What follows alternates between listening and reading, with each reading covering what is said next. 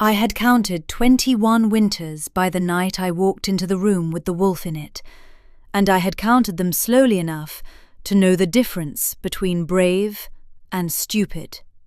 I was not, on the whole, being brave. I was being something else. I had not yet found the word for it. My name is Saoirse, and for 2 winters I had been the maid who carried fresh water to the king's wing of the fortress, because the senior maids had decided, after the first month of the wolf's troubles, that the king's wing was no place for a senior maid. Junior maids do not refuse. I had not, in 2 winters, learned how to refuse. I had only learned how to make myself small in doorways, and to hum, very quietly, the lullaby my grandmother had taught me when I was a child, and could not sleep through the cold. 3 nights before I walked into the room, the wolf had broken the beater's arm. 2 nights before, it had taken a piece out of the shoulder of the second strongest warrior in the Iron Territories. The night before, it had held a healer to the wall with its teeth in her hood. Not on her throat, the healer was careful to say later, on her hood, and kept her there until the king had been fetched from his rooms to call the wolf off. The healer had walked out, white and shaking, and had not been able to use her hands for an hour after. By the morning of the night I am telling you about, the king's men had stopped going in. I should explain, before I tell you what I did, that the wolf was the king's.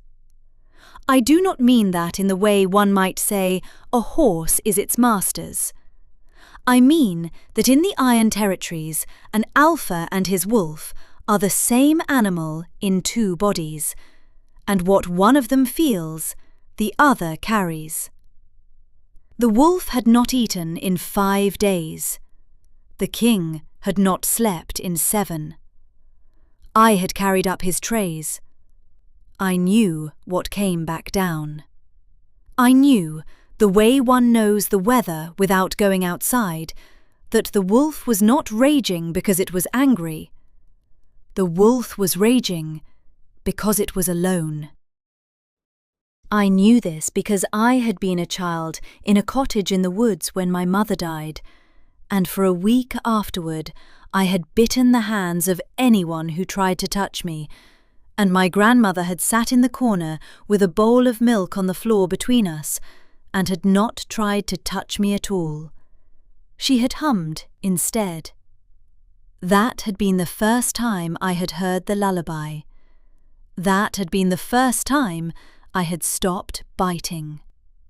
So on the 7th night, while the king's men stood in the corridor outside the chamber where the wolf had been kept for 9 days, and argued, in voices low enough that they thought the maid filling the lamps at the end of the hall could not hear, about whether they could use the binding iron without the council's vote, I picked up a wooden bowl from the kitchen, filled it with clean water from the well in the inner court, and walked, in my soft maid slippers, past the 4 guards at the chamber door. I should say that they did not stop me. I should also say that they did not see me. There is a particular invisibility a junior maid in a brown dress can wear in a fortress where everyone is listening for boots and looking for swords. And I had been wearing it for 2 winters, and I had become, without meaning to, very good at it. I opened the door. I closed it behind me. I sat down on the stone floor with my back to the wall, the bowl of water on the floor in front of me, at the distance of an outstretched arm, and I did not look at the wolf at the far end of the room. I hummed. The wolf was the size of a small horse. It was the colour of old iron and storm. Its left forepaw was bandaged where it had taken the binding cuff off itself 2 days ago, and there was a dark stain on the bandage that I did not think about. Its head was low. Its breath was loud. Its eyes, when I had glanced sideways at the door to make sure I had closed it properly, had been the colour of a banked fire, and they had been watching me, not the door. I did not look back. I hummed the second verse of my grandmother's lullaby, which is the verse about the brown bird in the rafters who has nowhere else to be. The wolf did not move. I hummed the third verse, which is the verse about the river under the ice that is still moving even when no one can hear it. The wolf moved one paw slowly forward. I hummed the fourth verse, which I do not remember the words to anymore, only the shape. And I have wondered in the years since whether that is because my grandmother had been making it up as she went, or because I had been so young that the words had slid off me and only the music had stayed. The wolf walked in a way that was not stalking and was not stalking back across the chamber. It stopped at the bowl. It looked at me. It looked at the bowl. It drank. I want to say here that I did not move while it drank. I want to say I did not move because I am a clever girl who had thought this through. The truth is that I did not move because I had stopped breathing, and I could not remember how to start again. The wolf finished the water. It looked at me one more time, long, considering, the way the old shepherd at home used to look at strangers in the road.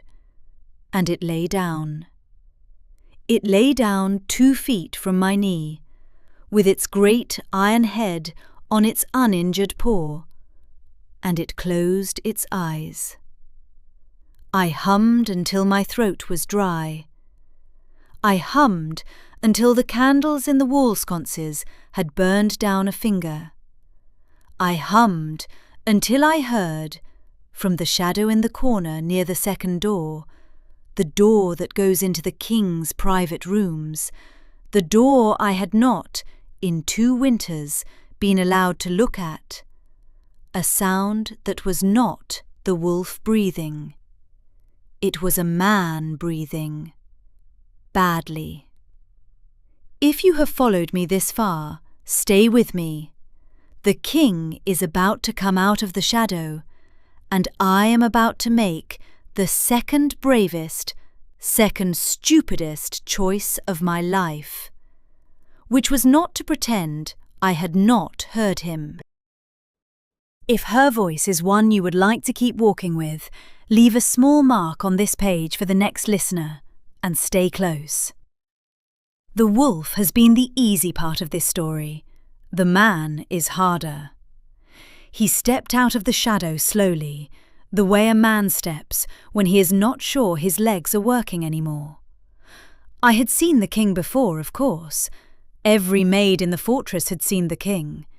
He had been pointed out to me my first week from a window in the upper kitchen by the senior maid who pointed out everything that was either dangerous or unattainable. And the king had been both. He had been a tall, dark, iron-shouldered man, standing on the training yard with a sword in his hand and a face like a closed gate. And I had been told, in a whisper, that he had not been the same since his brother died. The man who came out of the shadow on the 7th night was not the man on the training yard. He was thinner.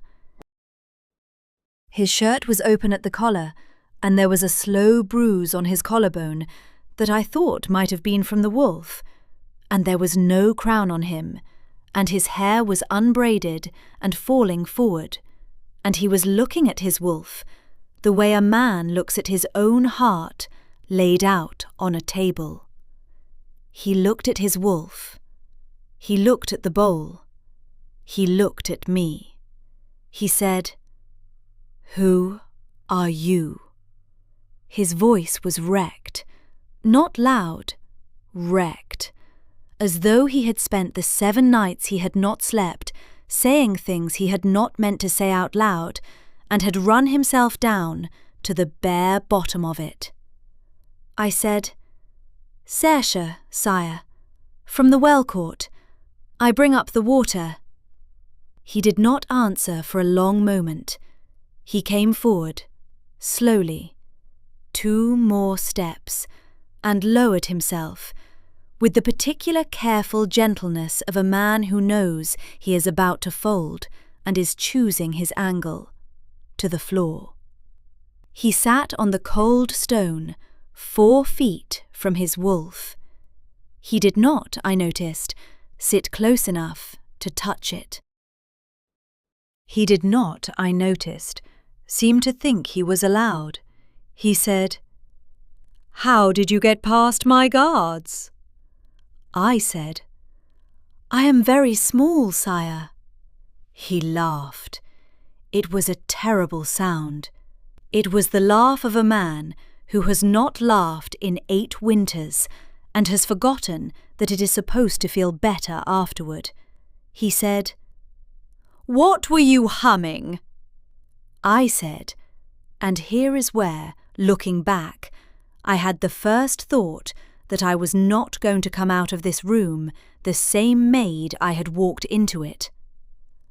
"A lullaby, sire, from my grandmother, from before I was born. It used to be a kitchen song," she said. He went very still.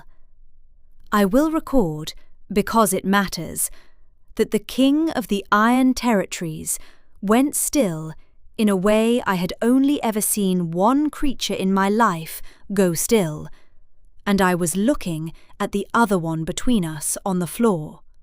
He said, "Sing it. The words." I sang. I sang the verse about the brown bird in the rafters, who has nowhere else to be, and I sang the verse about the river under the ice, and I sang the 4th verse without the words, because I do not have them.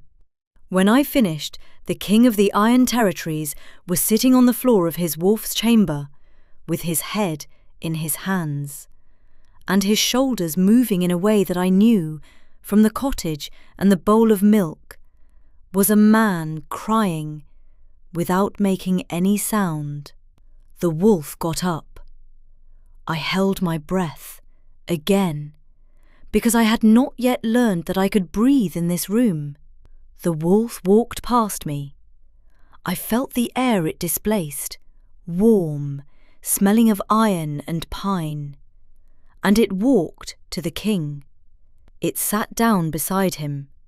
It lowered its great head onto the king's knee.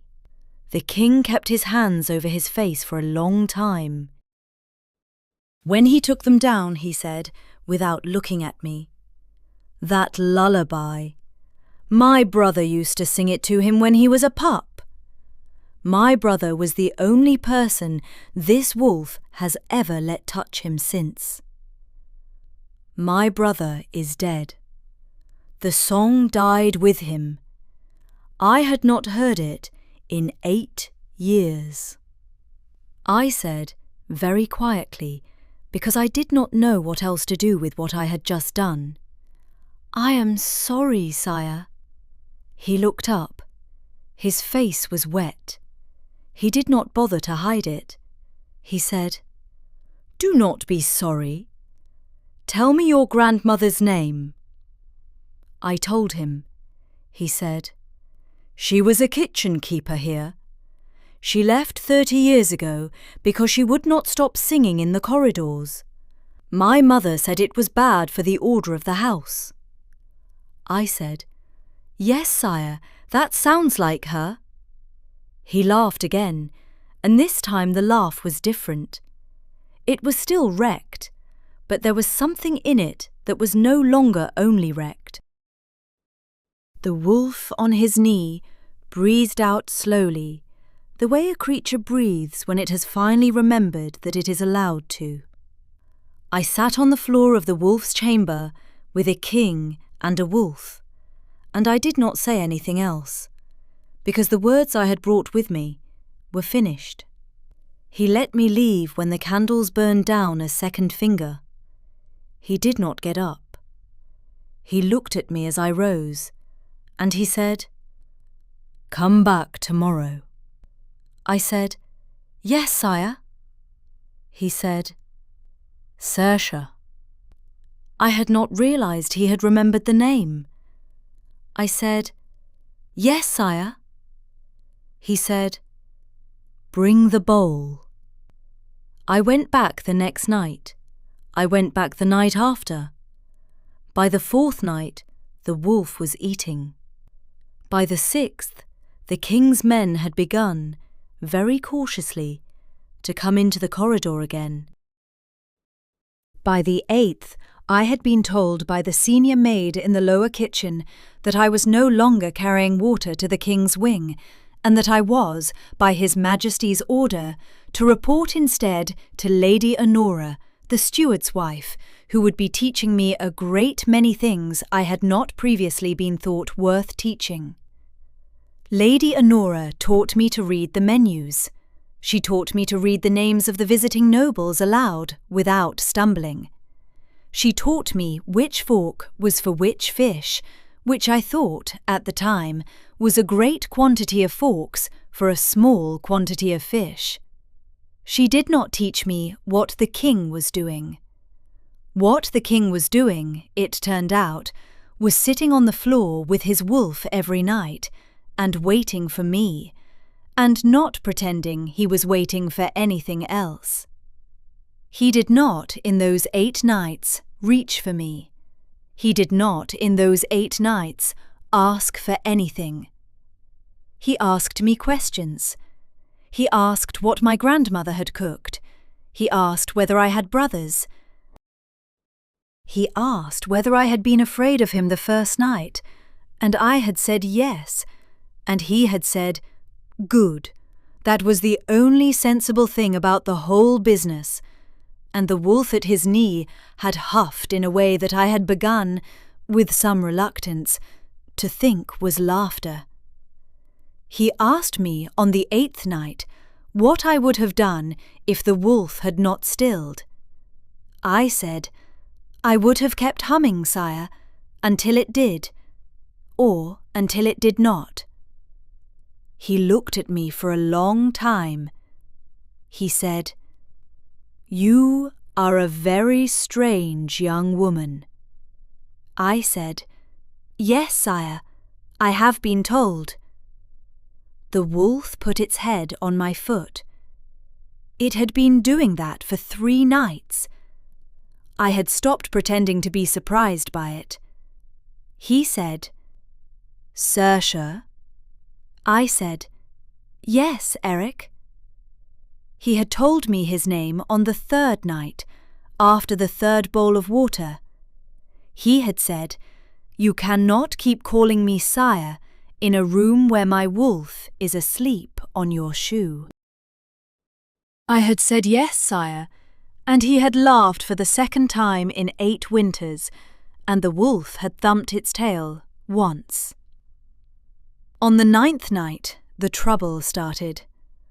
Lord Garrick of the Eastern March was the king's senior war counsellor, and he had been for 8 winters the man who held the Iron Territories together with both hands while its king grieved.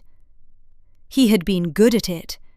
He had been so good at it that he had, somewhere in the 8 winters, come to believe that the kingdom was his, and that the king was a difficulty in his cupboard that he was managing patiently until it solved itself. He had not been told about the maid in the wolf's chamber until the 5th night. He had not, by the 9th, been able to find a reason within the law of the household to remove her. So he wrote one. I was told, on the morning of the 9th day, that the steward had received a new sanitary regulation signed by Lord Garrick under the authority delegated to him for the duration of His Majesty's indisposition. The regulation forbade unmarried junior maids from entering the private chambers of any unmarried male of the household after the 7th bell. The regulation was, on its face, sensible. The regulation was, in its specific timing, a knife. I was to be moved that afternoon to the laundries, which were on the far side of the fortress, beyond the third wall, and from which the king's wing could not be reached in a single shift. I did not, at first, understand why this felt like dying. I understood when the senior maid, who was kinder than she had been, said to me as she helped me carry my things, "His wolf will not eat for anyone else, child. You know that. You have known that for 9 nights." I had known. I had not let myself know that I had known. I was halfway across the inner court with my bundle in my arms when I heard the sound. The sound was the wolf. It was a sound I had not heard since the 7th night before I walked into the room. It was the sound of a creature that has remembered suddenly and entirely what it is to be alone. I dropped the bundle. I did not run because junior maids in brown dresses do not run in inner courts. I walked very fast. I walked very fast through the lower corridor and the upper corridor and the gallery with the wolf banners and the door that I had been told 9 days ago I was no longer allowed to walk past. And I walked past it. The 4 guards did not stop me. The 4 guards had learned in 9 nights that I was the one thing in the fortress they were not, under any circumstances, to make difficult. I opened the door. The wolf was at the far end of the chamber. It was up on 3 legs. The 4th, the bandaged one, was raised. Its head was low. Its eyes were the colour of a banked fire that had been kicked. In front of it, 4 steps away, with a length of dark metal in his hands, stood Lord Garrick of the Eastern March. The dark metal was a binding iron. I had only ever seen one once, in a drawing in a book Lady Honora had been teaching me to read from. The book had said the binding iron was forbidden by the council of 7 generations ago, because it did not bind the wolf. It bound the man inside the wolf, and it bound him in a way the man did not survive intact. Lord Garrick had brought it into the king's wolf's chamber. The king was not in the chamber. The king, I was to learn later, was in the great hall, where Lord Garrick had told him there was an urgent matter of the eastern border that could not wait, and where the king, who had not entirely come back to ruling strength yet, had gone. I did not, in that moment, know any of this. I knew only that Lord Garrick had raised the binding iron, and that the wolf was 3 legs, and a wound, and a sound, and that the wolf was looking at me. I walked into the room.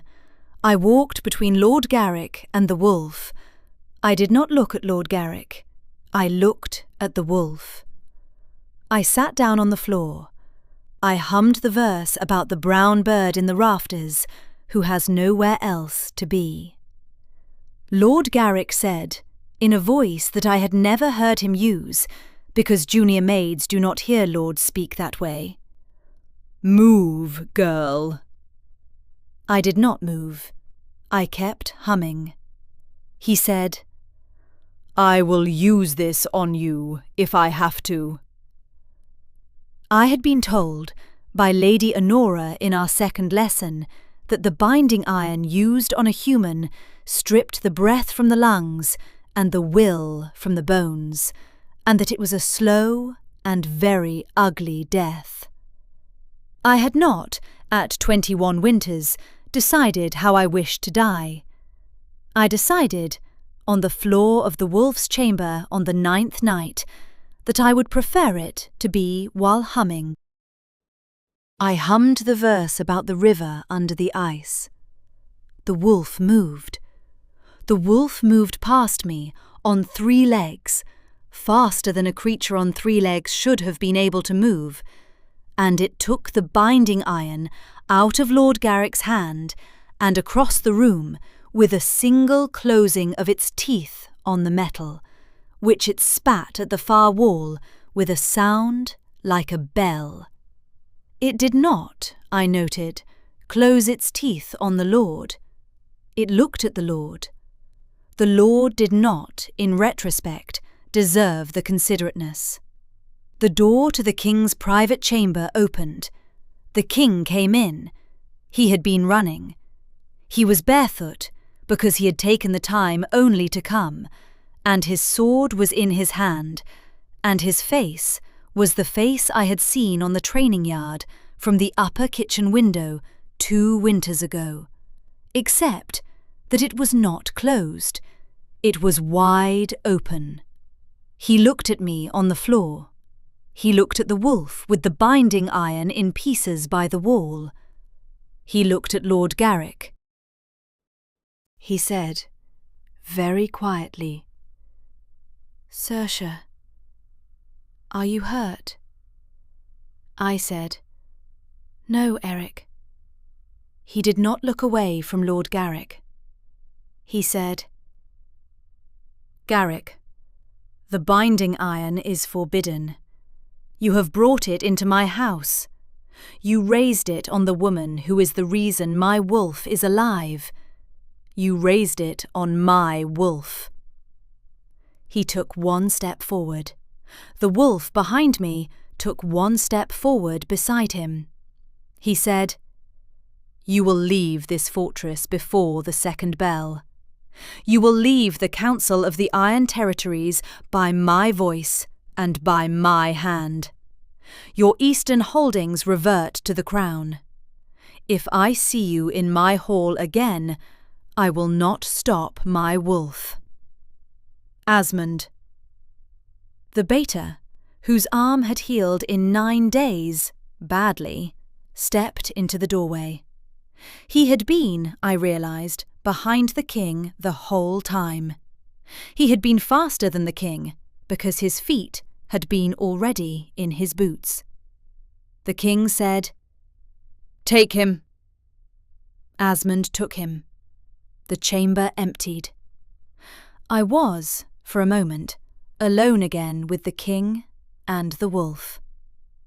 The king set his sword down on the stone. He came across the chamber. He went down on 1 knee in front of me, not the way a man goes down on 1 knee to a lady, but the way a man goes down on 1 knee when his legs will not hold him through what he is about to say. He said, "Saoirse, I have been the king of the Iron Territories for 15 winters, and for 8 of them I have been a man with a crown and a hole where his brother had been, and I have let other men run my kingdom because I could not run my own grief. I am not going to ask you to save me. You have done enough. I am only going to ask you to be in the room while I save myself, because I have discovered, in 9 nights of you sitting on the floor with my wolf, that I am capable of it when you are there." I did not say anything. He said, "I am not asking you for an answer tonight." I said, "Eric." He said, "Yes." I said, "I do not have a great many answers in the bowl. I have only the one. The answer is yes."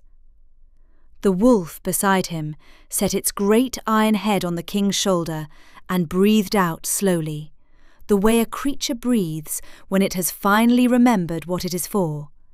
And the king of the Iron Territories, for the first time in 8 winters, and not for the last, leaned into his wolf and let it hold him.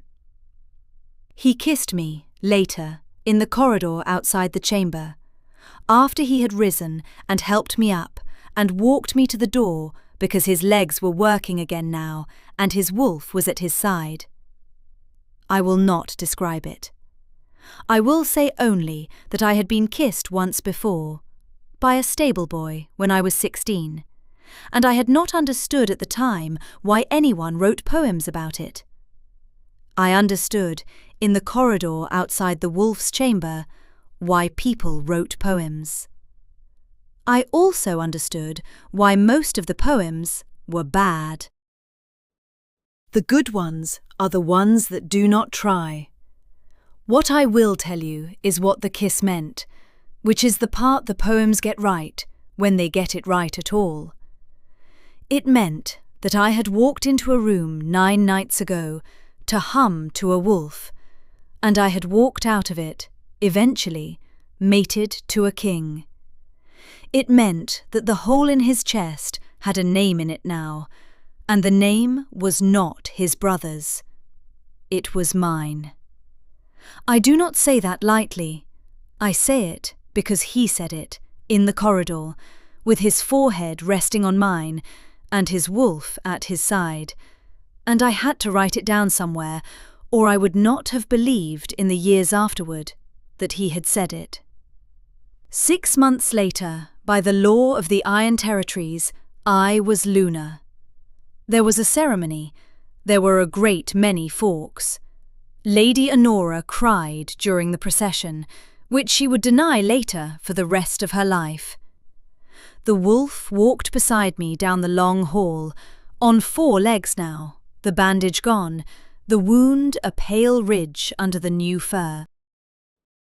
It walked on my left, and the king walked on my right, and I will record, for anyone who has ever wondered which one of them I was more nervous about that day, that it was a close thing. Lord Garrick of the Eastern March did not attend. He was, by then, a private man in a small house on a small piece of land in the north, where he was permitted to grow potatoes, and not, by writ, to write letters. His 3 sons had been given the choice of pledging to the crown or following him, and all 3 had pledged. The 4 men who had refused, in the council, to support his sanitary regulation on the morning of the 9th day, I had not known about them at the time, had become my council. One of them was Asmund. One of them was a woman, the first to sit in the council of the Iron Territories since the king's grandmother. The other 2 were old men who had served his brother and who had been waiting 8 winters for the king to come back, and who did not, when he did, ask him to explain where he had been. The wolf slept, most nights, on a wide rug in front of our hearth. It did not sleep on my foot any more. It slept across the doorway, between the bed and whatever might come into the room. I had told the king, on the 3rd night, that this was not necessary. He had said, looking at the wolf with a kind of helpless love I had not seen on a man's face before, "Saoirse, he has had 8 winters to make up his mind about you. He has made it up. He has made it up. Do not argue with him." I did not argue with him. The wooden bowl sat on a shelf above the hearth. I had carried it back to the kitchen the first morning, and the housekeeper had taken it out of my hands and said, "You will be wanting that again tonight, child." And I had been wanting it again that night, and every night after, until eventually a steward had brought a polished silver one for the ceremony, and Eric had looked at the silver one, and then at the wooden one, and had said, very mildly, that he was sure the silver one was beautiful, and the wooden one was going on the shelf above our hearth. And that was the end of the argument. On the first morning of my 2nd winter as Luna, I came down to the great hall and found the King of the Iron Territories carrying the wooden bowl across the chamber with both hands, very carefully, full of fresh water from the well. The wolf walked at his heel. He set the bowl down on the floor in front of the chair where I had been about to sit. He did not say anything. He set it down and stepped back, and looked at me, and waited. I sat down. I picked up the bowl. I drank a mouthful of cold well water in front of 40 courtiers and the 4 council and Lady Honora and the wolf. And I set the bowl back down on the floor, and the wolf walked forward and drank from it after me. And the King of the Iron Territories smiled, properly, all the way I had only seen him smile twice in 2 winters. And the great hall was very quiet, the way it had been quiet on the 7th night. Only this time it was a different kind of quiet, the kind that knows what it is looking at. Tell me, did you see it coming, the part about the lullaby? Or was it the bowl, or the binding iron, or the 4 old men of my council that gave it away? I would like to know which part stayed with you. Stay a while in the comments. Leave a small mark on this page so the next listener finds her way to it. And if her voice is one you would like to keep walking with, you know where to find more of her.